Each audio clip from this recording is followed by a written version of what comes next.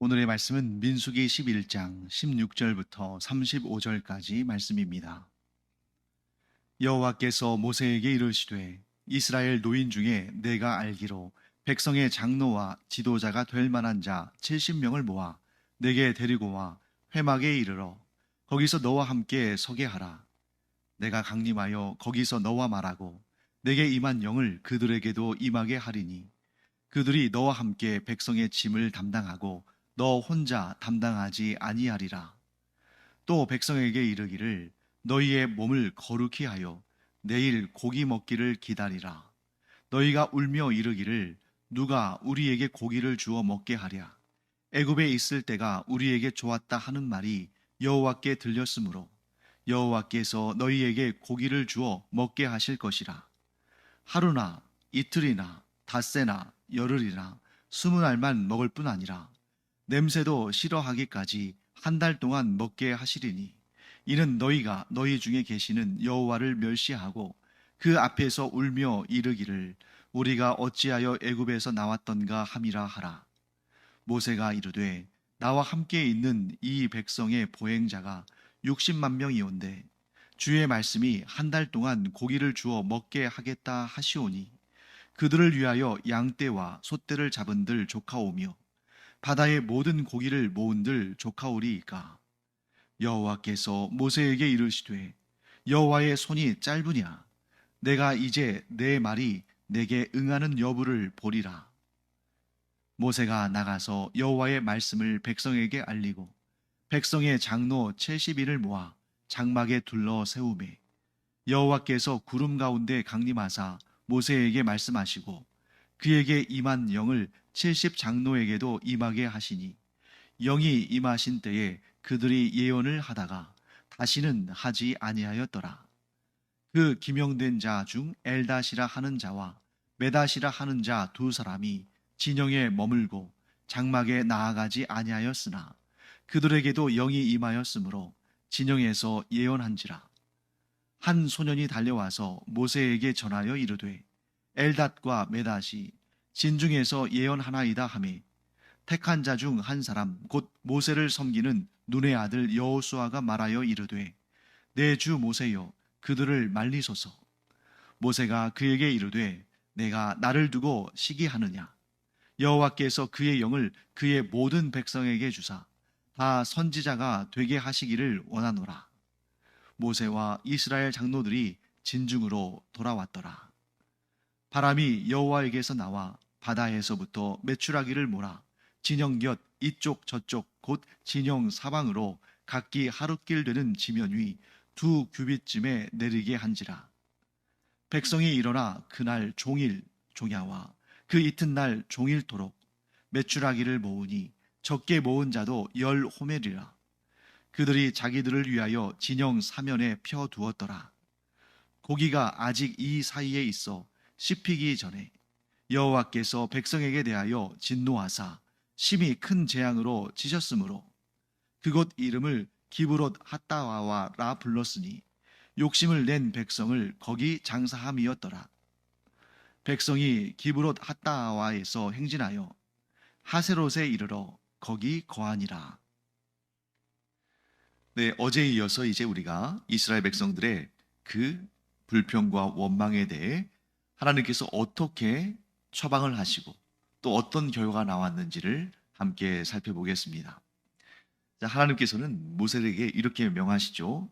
이스라엘 백성들 중에 장로들, 자, 이 장로들은 각 지파별로 이제 지도자급인, 우두머리급인 사람들을 말하는 거겠죠. 70명을 회막 앞에 집결시키게 하십니다. 자, 이스라엘 백성들의 장로들을, 즉 지도자들을 이스라엘 진영 전체에서 그 12지파 전체에서 소집하신 것을 볼 때 이 불평과 원망의 일이 어느 한 지파 혹은 어느 한 가문의 일이 아니라 이스라엘 전체를 오염시켰다는 것을 우리가 알게 됩니다. 그러니까 이스라엘 지도자들을 전체를 불러 모은 거죠. 하나님은 두 가지의 해결책을 주십니다. 지금 일단 불평하고 원망한 것은 잘못된 일이지만 하나님의 때를 기다리고 하나님을 소망하고 하나님께 간구하는 것이 먼저고 불평하고 원망하는 것은 좋은 일이 아니지만 일단 불평하고 원망했다는 것은 어떤 문제가 있다는 거잖아요. 두 가지 문제가 있었습니다. 하나는 이스라엘 백성들이 고기를 먹지 못하고 있는 그런 상태. 그런 문제가 있었고, 다른 하나는 모세가 너무 지쳐 있는 상태. 모세가 지고 있는 짐이 너무 부담스럽고 힘든 상태. 이 두 가지 문제가 있었습니다. 그 문제는 일단 하나님도 해결해 주시기를 원하셨어요. 그래서 하나님께서 먼저 모세의 짐을 덜어주시는 그러한 해결책을 주십니다. 그래서 70명이 성막 앞에 모였습니다. 그때에 하나님께서 하나님의 영을 그들에게도 부어주심으로 어떤 일이 발생하냐면 그들이 예언을 해요. 그들이 예언을 합니다. 자, 그런데 25절 말씀 보시면 이런 특이한 내용이 나옵니다. 여호와께서 구름 가운데 강림하사 모세에게 말씀하시고 그에게 임한 영을 70 장로에게도 임하게 하시니 영이 임하신 때에 그들이 예언을 하다가 다시는 하지 아니하였더라. 자, 이게 무슨 말씀일까? 자, 일단 이 기록은 지금 하나님의 영이 이 70인의 장로들에게 임한 그 현장에서 기록해서 딱 마감한 게 아니라 후대에 이 내용을 정리하지 않았겠습니까? 그때 이런 일이 있었다 하고 정리한 것인데, 그러다 보니까 그들이 예언을 하다가 다시는 하지 아니하였더라. 자, 그들이 예언을 한 것은 그때의 일입니다. 그런데 그때 예언을 하고 있는 걸 듣고 있어요. 그런데 그 예언을 다시는 하지 못할 것이라는 것을 그때는 몰랐겠죠.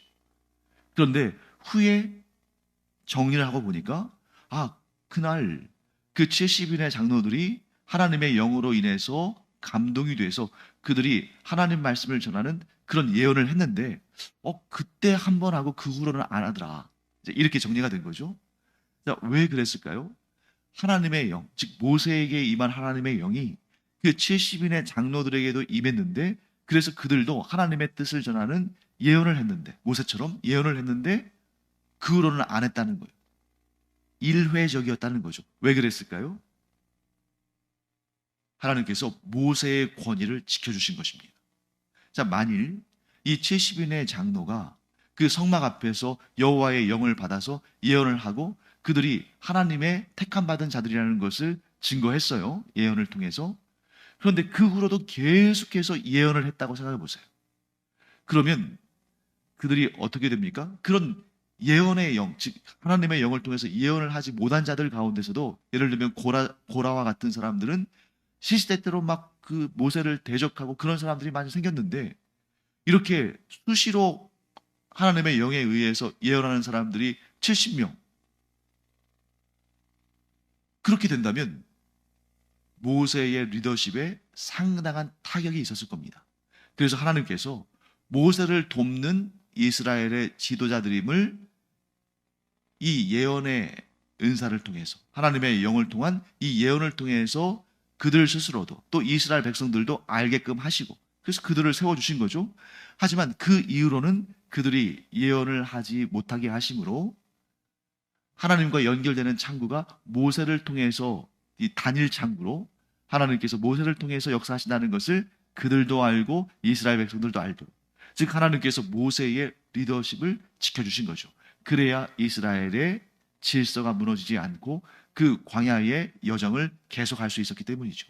만일 이 70명의 장로들이 계속해서 예언을 했다면 아마도 이스라엘 백성들은 이런 단일 민족으로서의 이동이 쉽지 않았을 겁니다. 그 단일체로서의 이동이 쉽지 않았을 거예요.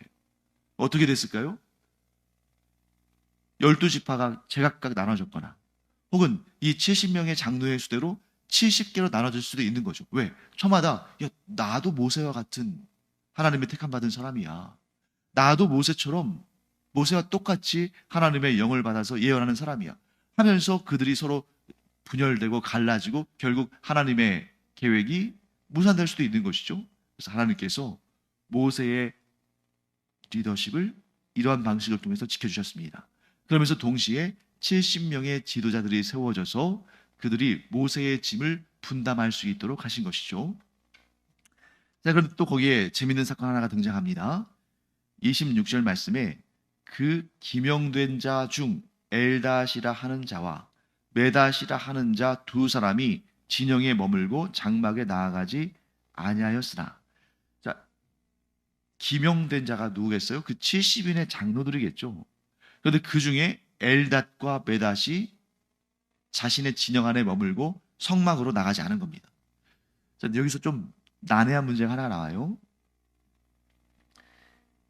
기명된 자가 70명일까? 72명일까? 자, 지금 성막 앞에 모인 사람들이 70명이라고 돼 있잖아요. 그런데 엘닷과 메닷은 기명된 자인데 성막에 가지는 않았어요. 그러면 70명 중에 2명이 가지 않고 68명만 성막에 나갔을까? 아니면 기명된 자가, 하나님의 부르심 받은 자가 72명인데 이 2명을 빼고 70명이 성막 앞으로 갔을까? 정확하게 그것을 간파하기는 쉽지 않습니다. 그런데 제 생각은 이래요. 72명이 기명이 돼서 부르심을 받았는데 이 엘닷과 메닷 두 사람은 그 부르심에 순종하지 않고 자기의 장막 가운데 그냥 머물러 있었던 겁니다. 그리고 70명만 성막 앞으로 가서 모세 앞에 선 거죠. 자, 왜 그렇게 저는 해석했냐면 숫자를 잘 보세요. 지금 이 장로들은 이스라엘의 모든 백성들을 대표하는 각 지파의 지도자급 인사들이겠죠. 근데 모든 지파들을 좀 하나님께서 공평하게 대하신다는 것을 볼 때 아마도 12지파들 가운데에 6명씩, 그러면 12 곱하기 6 하면 몇입니까? 72죠. 그런데 이 72명이 성막 앞에 서야 되는데 그 중에 2명 엘닷과 메닷은 안 나간 거예요. 그러니까 70명이 성막 앞에서 하나님의 영을 받아서 예언을 한 겁니다. 그러면 당연히 이 성막 앞으로 나가지 않은 엘닷과 메닷은 하나님의 영이 임하지 않아서 그들은 예언을 못해야 되는데 하나님의 영이 그 자신들의 진영 가운데 있는 엘닷과 메닷에게도 임해서 그들도 그 진영 가운데서 예언을 하는 것이죠. 그 모습을 본 한 소년이 달려와서 모세에게 그 소식을 전합니다. 엘닷과 메닷이 자신들의 그 진중에서 예언을 합니다. 그러자 모세의 부관이라고 할 수 있는 여호수아가 이렇게 말합니다. 내 주 모세요, 그들을 말리셔서, 그러니까 그렇게 예언하는 것을 못하게 하소서, 이렇게 얘기하는 거죠. 그때 모세가 이렇게 반응합니다. 29절 말씀이죠. 내가 나를 두고 시기하느냐? 여호와께서 그의 영을 그의 모든 백성에게 주사 다 선지자가 되게 하시기를 원하노라. 자, 이 말은 뭐냐면 여호수아야, 네가 나를 위해서 그들에 대해서 시기하고 질투하느냐? 아니다. 이 일을 이루시는 분은 하나님이시니 하나님께서 이루시는 그 일을 내가 어찌 막을 수 있겠느냐? 만일 하나님께서 이스라엘 모든 백성들에게 하나님의 영을 부어주셔서 그들로 하여금 다 예언하게 하신다 할지라도 나는 그 일을 막지 않는다. 오히려 하나님께서 그렇게 하나님의 역사를 이루시기를 나는 바라고 소원한다. 이렇게 얘기하는 겁니다. 자, 왜 모세가 이렇게 얘기했을까요? 제 생각에는 이거는 이제 성경에 나오지 않기 때문에 추측하는 것인데요. 제 생각에는 모세가 방금 전에 하나님께 좀 불평하고 원망했잖아요. 하나님, 왜 저에게 이 이스라엘 백성들을 다 책임지고 이끌고 그들의 모든 불평과 원망을 들으면서 이 고된 지도자의 삶을 살게 하십니까? 저 힘듭니다. 저에게 은혜를 베푸셔서 차라리 저를 죽여주십시오. 이렇게 원망했잖아요. 그 원망이 떨어지자마자 하나님께서 그의 짐을 덜어주시기 위해서 백성의 장로들을 불러 모으셨고 그들에게 하나님의 영을 주셔서 그들이 하나님께 택함 받은 지도자들이다 하는 것을 드러내게 하셨어요. 모세가 깜짝 놀란 겁니다. 내가 그래서는 안 되는 거구나. 내가 이스라엘 백성들 때문에 잠시 정신을 잃었구나. 내게 그러한 문제가 있다면, 내게 그러한 어려움이 있다면 내가 하나님께, 하나님, 저에게 이런 어려움이 있습니다. 하나님, 저를 불쌍히 여겨주셔서 저의 짐을 좀 덜어줄 수 있는 사람들을 좀 보내주시옵소서.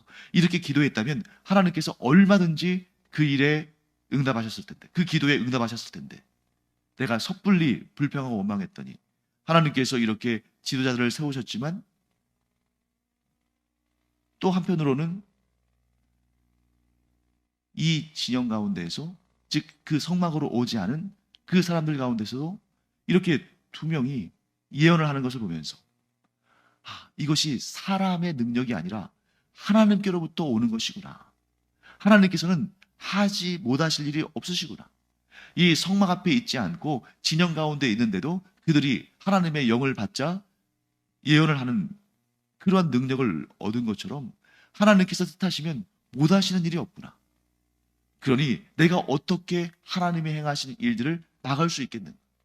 나는 그저 하나님께서 행하시는 그 놀라운 일들을 바라보며 하나님의 그 은혜 가운데 내가 비록 이스라엘의 최고의 지도자지만 나 역시도 하나님의 그 절대 주권 아래에서 순종하며 나아가야 되는 그런 사람이구나 하는 것을 겸손하게 깨달았을 겁니다.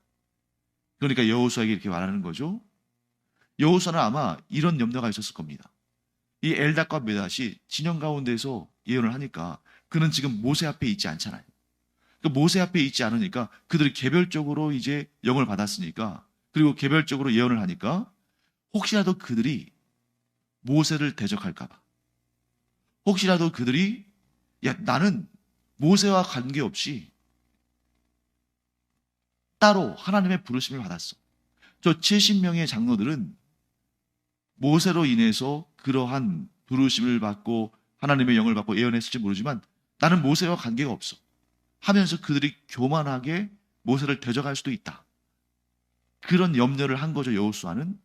그런데 모세는 이렇게 말합니다. 아니다. 여호와께서 행하신 일이라면 누가 막을 수 있겠는가? 나는 여호와께서 하시는 일이라면 이제 토를 날지 않고 그대로 순종하겠다 하는 그런 깨달음을 얻은 것입니다. 자, 그 다음에 이제 백성들의 문제가 남았죠. 백성들이 고기를 먹지 못해서 불평하고 원망했습니다. 거기에 대해서도 이제 하나님께서 메추라기를 보내주시는 그런 방법으로 그들이 고기를 마음껏 질리도록 먹게 하십니다. 자, 여기 보면 이런 내용이 나오죠. 백성들이 고기를 원했을 때 하나님께서 메추라기를 보내시는데, 이 메추라기는 그냥 하늘에서 뚝 떨어진 게 아니에요. 온 세상의 모든 것들이 하나님의 창조물이기 때문에 하나님께서 뭐든지 이곳에 있는 것을 저곳으로 이동하실 수도 있고 저쪽에 있는 것을 또 이쪽으로 오게 하실 수도 있죠. 이 메추라기는 홍해바다 쪽에서 지중해 쪽으로, 또 지중해 쪽에서 홍해바다 쪽으로 계속 이동하는 그런 새입니다. 그런데 그 새가 어디로 이동할지는 모르는 거죠. 그런데 하나님께서 어떻게 하셨냐면 31절 말씀에 바람이 여호와에게서 나왔어. 즉 하나님께서 바람을 보내셨다는 거예요. 그 바람이 바다에서부터 메추라기를 몰아 진영 곁 이쪽 저쪽 곧 진영 사방으로 각기 하루길 되는 지면 위 2규빗쯤에 내리게 한지라. 자, 어떤 말씀입니까? 하나님께서 바다 쪽에서부터 바람이 불게 하셔서 이 메추라기들이 그 바람을 따라서 이동하게 하시는데, 어디로 이동하게 하시냐면 이스라엘 진영의 사방 동서남북 각기 하루길 되는 지면. 아마도 하루길이라는 것은 이 이스라엘 백성들이 하루 동안 이동하는 거리겠죠. 그러니까 대략 보통 이제 우리가 이 러닝머신이랄지 이런 것을 타게 되면 1시간에 대략 좀 천천히 걷는 속도면 한 4km, 좀 빨리 걷는 속도면 6km 시속, 그러니까 한 중간쯤 보다면 한 5km 정도 한다면 하루에 뭐 계속 걸을 수는 없을 것이고, 만약에 한 8시간 걷는다 하면 8, 5, 40km까지 걸을 수가 있고, 그런데 이런 광야의 특성상 그렇게 막 계속해서 걸을 수는 없겠죠. 햇빛도 뜨겁고 막 하니까. 그러면 대략 한 30km 정도다 보면 이스라엘 진영 동서남북으로 이스라엘 진영을 둘러싸고 대략 한 30km 되는 그 땅에 메추라기들이 2규빗 정도로 2규빗쯤 내리게 하셨다. 2규빗은 한 규빗이 45cm 정도 되니까 두 규빗이면 90cm죠. 그러니까 대략 한 1m 정도 되는 겁니다. 내리게 하셨다. 이 부분이 해석이 좀 어렵죠. 내리게 하셨다라는 말을 우리가 우리말 번역 그대로 본다면 이제 날아가던 메추라기들이 이스라엘 진영 동서남북으로 약 30km에 해당하는 지역에, 이스라엘 진영 바깥쪽으로 한 30km 정도 해당하는 그 지역에 날아가다가 하늘에서 비처럼 쏟아져 내렸다. 그런데 그들이 쌓인 높이가 두 규빗이니까 거의 1m 정도 됐다. 이렇게 해석할 수 있단 말이죠. 뭐 그게 불가능한 건 아니죠. 왜? 하나님께는 불가능한 일이 없으니까. 하지만 그렇게 해석하기는 조금 너무 과장된 면이 있지 않을까. 그래서 이것은 기적의 차원보다는 하나님께서 그 새 이동과 그들의 진행 방향과 그들의 나는 위치와 이런 것들을 자연적으로 하나님께서 이끄시는 방법이지 않았을까. 자, 그렇다면 이렇게 해석할 수가 있습니다. 여기에서 내리게 하셨다라고 우리말로 번역한 이 부분의 히브리어 단어는 나타쉬입니다. 나타쉬라는 히브리어인데 이 나타쉬라는 단어의 의미는 어떤 의미가 있냐면 어떠한 상태가 되게 하다, 어떠한 상태로 두시다, 이런 말인데, 즉 하늘에서 내리다, 비가 하늘에서 땅으로 내리는 것처럼 내리다, 이런 개념이 아니라 어떠한 상태가 되게 하다, 어떠한 상태로 두시다, 이런 뜻이라는 거예요. 그래서 저는 어떻게 해석하냐면 이렇게 해석합니다. 이스라엘 진영의 밖으로 하루길쯤 되는 거리, 그러니까 대략 한 30km 정도일 것이라고 추론했죠.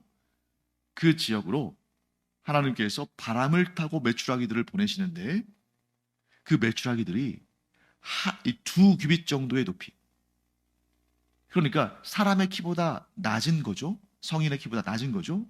그 지면으로부터 대략 한 1m 정도 되는 그 높이에서 메추라기들이 날아서 이동한다는 거죠. 자, 예를 들면 메추라기가 높이 날았다고 생각해 보세요. 그러면 뭐 새총을 쓰거나 화살을 쏘거나 그렇게 해서 사냥을 해야 할 텐데 그렇게 해서 몇 마리나 잡겠습니까? 그런데 하나님께서 이 메추라기 떼가 평상시와 같이 이동하는데 그 평상시와 다른 두 가지의 변화를 주셨다는 거죠. 하나는 바람이 이스라엘 진영에 그들이 걸어서 하루길쯤 되는 그 정도의 거리, 즉 이스라엘 진영을 중심으로 해서 대략 한 30km 정도 이렇게 되는 그 통로를 통해서 지나가게 하시는데, 그것도 그들이 하늘 높이 나는 것이 아니라 사람의 키 정도 되는 그 위치, 그 사람들이 쉽게 잡을 수 있는 그 위치로 그들이 이동하게 하셨다는 것이죠.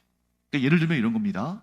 제비가 어떤 때는 하늘 높이 날지만 때때로 보면 이렇게 막 땅 아래로 낮게 깔려서 날아가는 경우들이 있잖아요. 예를 들면 뭐 흐린 날이랄지 이럴 때 흐린 날이 되면 이런 제비의 먹이가 되는 곤충들이 높이 날지 못하고 이렇게 낮게 지면에서 가까운 높이로 날기 때문에 제비들이 그 곤충들을 먹기 위해서 낮게 날잖아요.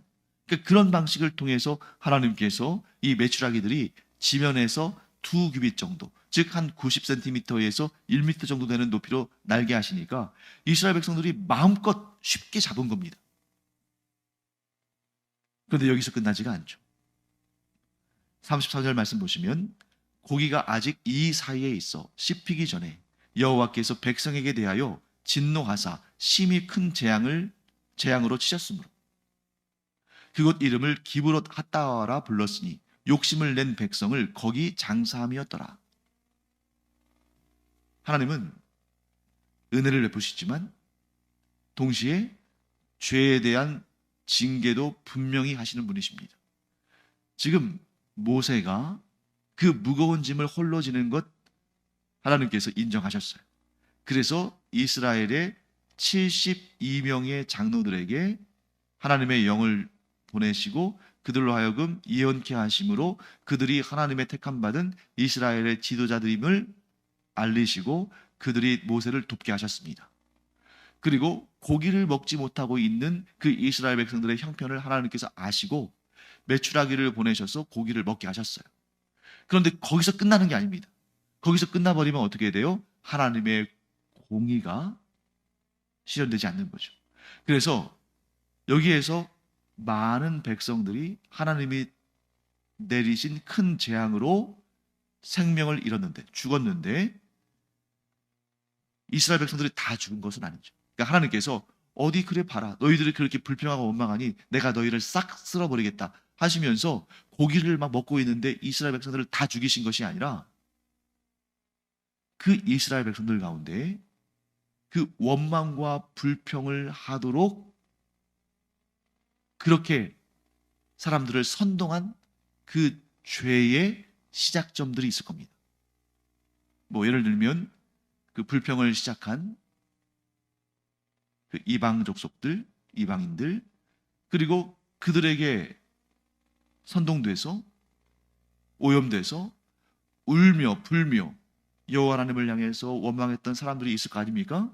그들은 고기가 채 목구멍으로 넘어가기도 전에 아직 입안에 머물러 있을 때에 하나님의 심판을 받고 죽임을 당했다 하는 것을 보게 됩니다. 자, 그러면 이제 어제와 오늘 이런 원망과 불평의 문제에 대해서 우리가 살펴봤는데 이렇게 좀 정리를 하도록 하겠습니다.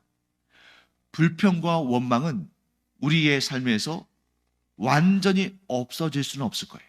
왜? 우리가 그렇게 완전한 사람이 아니니까. 또 우리를 둘러싸고 있는 상황들 가운데 어려운 상황들도 분명히 있으니까.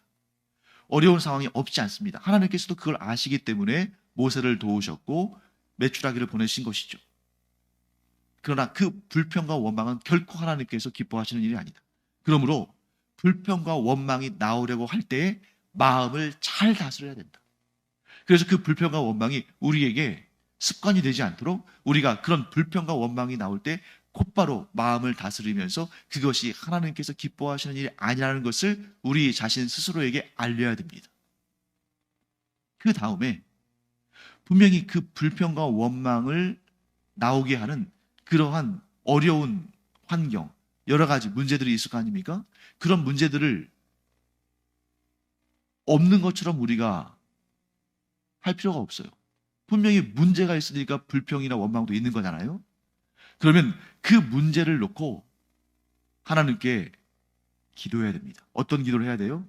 하나님께서 이 문제를 해결하실 능력도 있으시고 이 문제를 능히 우리의 삶 가운데에서 제거하실 능력도 있으시고, 아니 이 문제를 해결할 수 있는 더욱 좋은 것들을 우리에게 부어주실 수 있다는 것을 믿고 소망을 하나님께 두고 기도해야 한다는 것입니다. 그리고 기도한 다음에는 하나님께서 그것을 허락하실 것을 믿음으로 말미암아, 하나님께서 가장 좋게 하실 것을 믿음으로 말미암아 하나님의 때가 이를 때까지 인내하고 기다려야 한다. 어떻게 그렇게 할 수 있을까요? 성경을 보세요. 성경에 나오는 그 수많은 하나님의 놀라운 역사들, 또 그 놀라운 역사들을 경험한 하나님의 그 믿음의 사람들이 전부 그렇게 하고 소망하고 기도하고 인내함으로 그 열매를 얻고 기뻐하고 감사하는 내용들이 얼마나 많습니까? 그 일이 그들에게만 일어나는 일이 아니라 우리에게도 일어나는 일이다. 성경의 모든 내용들이 내 삶의 현재 진행형으로 일어나는 하나님의 역사들이다 하는 것을 우리가 분명히 깨닫고 불평과 원망이 일어날 때 마음을 다스려라. 그리고 그 문제들을 하나님께 아뢰라. 그리고 소망을 품고 하나님의 때를 기다려라. 하나님께서 가장 좋은 것으로 우리를 채울 것이다. 이 믿음으로 반응하는 우리가 되기를 간절히 축원합니다. 기도하겠습니다. 하나님, 저희들의 삶에도 여러 가지 문제들이 있습니다. 그러나 그 문제들로 인해서 저희가 불평과 원망이 습관화되는 그런 삶을 살지 않기를 원합니다. 그 문제들을 두고 도리어 소망하는 마음으로 하나님께 기도하며 간구하며 하나님의 때가 이를 때까지 인내하고 끝까지 그 믿음을 지킴으로 가장 좋게 하시는 하나님의 놀라운 역사를 경험하는 저희들 되게 하여 주시옵소서. 감사드리며 예수님의 이름으로 축복하며 기도합니다. 아멘. 기도하는 시간입니다. 우리의 삶에도 문제들이 있다.